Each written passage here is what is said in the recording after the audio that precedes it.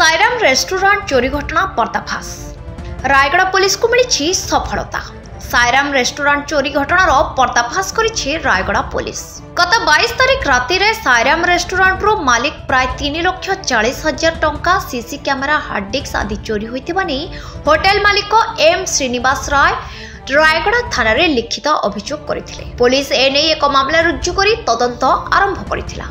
ଏହି ଘଟଣାରେ पुलिस गोटे नाबालक सह 2 जन को गिरफ्त करने सह 1.5 लाख टंका गोटे बुलेट और 3टी मोबाइल एवं चोरी घटना रे व्यवहार करिथिबा यंत्रपाति जब्त करिछि। अभियुक्त द्वय हेले रूपेश नाग और पंकज कंडागिरी।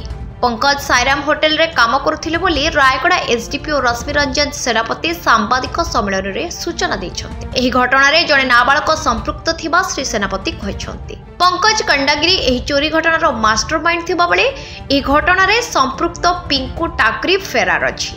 ताको मध्य तुरंत गिरफ्त करा जिवो बोली श्री कहर सूचना दैछन्ते। सांबादिक सम्मेलन रे रायगड़ा थाना अधिकारी कमलाकांत बसंत कुमार कहर उपस्थित रहिथिले। नेतृत्व रे चोरी केस डिटेक्शन पे हमर जो प्रयास चलछि सेते हम सफलता मिलिछि। गत 23 तारिख रे Shri M Srinivas Rao Sairam restaurant owner गोटे कंप्लेन देथिले ताकर रेस्टोरेंट रु 3,40,000 चोरी होछि। ताकू आधार करी हमर आईएससी रायगड़ा पीएस ताकर 2 सब इंस्पेक्टर और सीसीटीवी एक्सपर्ट एवं साइबर एक्सपर्ट सहायता रे तदंत करथिले। सेते 4 जन अक्यूज इन्वॉल्व छुआ आमे खबर पाइलु। चरण मध्यरु आमे 3 जन को अरेस्ट करिछु। जवान मध्यरु जने जुवेनाइल अछि ताको आज कोर्ट चालान करा दिबो। ताको थारु 1,50,000 टंका सायराम रेस्टोरेंट रु चोरी होइथिबा डीवीआर ता सहित घर भंगा पय यूज होइथिबा उपकरण सीज होइछि। कोर्ट विजिट रे हमु जणा पड़थिला के जने इंसिडेंट इन्वॉल्व अछि बोली।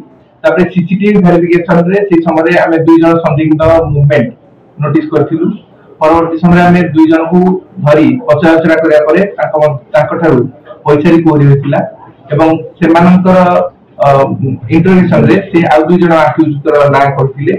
जण मधुर जन को आमे सक्सेसफुली अप्रेंड करिछु एवं आ जने खसी जीवन सफल जन ताको आमे अति शीघ्र अरेस्ट करिवु एवं बड़का अर्थ को। रायगड़ा काशीपुर रो कर्ण कंदपणी को रिपोर्ट फोकस प्लस।